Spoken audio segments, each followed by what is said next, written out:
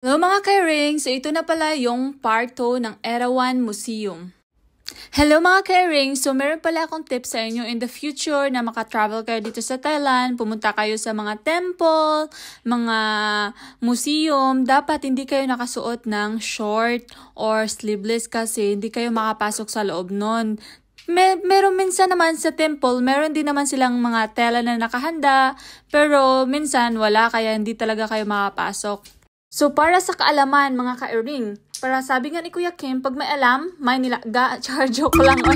Kung pinakita ko nga na yung tatlong higanti na ulo ng elepante, may tatlong level yun, guys.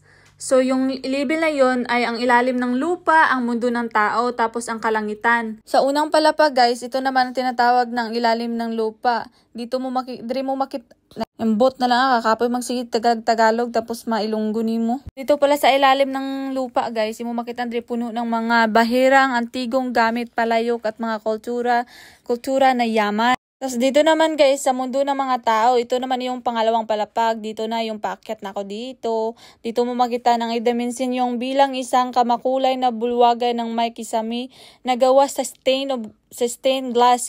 At apat na dambuhalang haligi na kumakatawan sa mga relihiyon ng mundo, Budismo, Kristyanismo, Hinduismo at Islam.